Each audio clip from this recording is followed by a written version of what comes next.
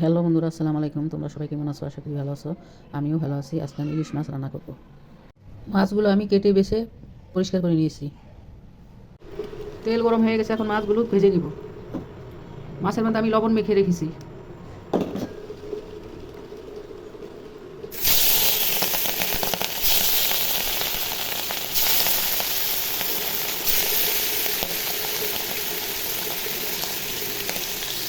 মাছগুলো উল্টিয়ে দিব, হালকা ভেজে দিব।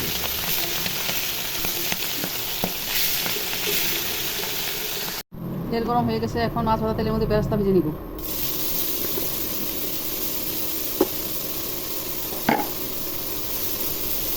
তেল গরম হয়ে গেছে, এখন পেঁয়াজ কুচি ভেজে নিব। তেল গরম হয়ে গেছে, এখন পেঁয়াজ কুচি দিয়ে ভেজে নিব।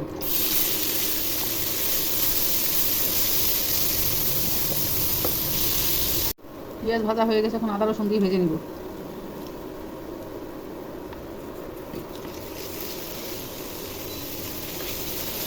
এখন মশলা দিয়ে দিব, হলুদ, মরিচ, ধনিয়া, লবণ একসাথে দিয়ে দিব। পানি দিয়ে কষিয়ে নিব।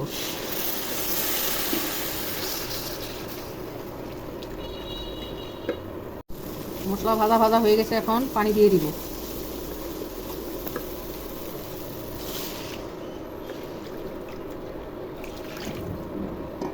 নেড়ে চেড়ে ঢেকে দিব। ঝোলে বলক চলে এসেছে, এখন মাছগুলো ছেড়ে দিব।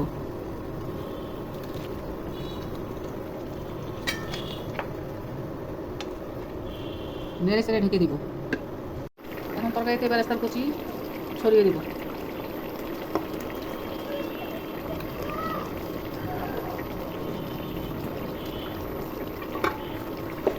ঢেকে দিব। এখন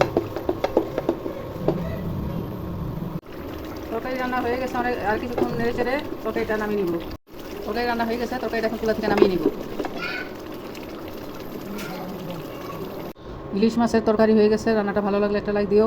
আমার ইউটিউব চ্যানেলটা সাবস্ক্রাইব করে আমার ফেসবুক পেজ ফলো করো। কোথায় হাফেজ, বাই বাই। নতুন কোনো রান্নার রেসিপি নিয়ে আবার আসবো।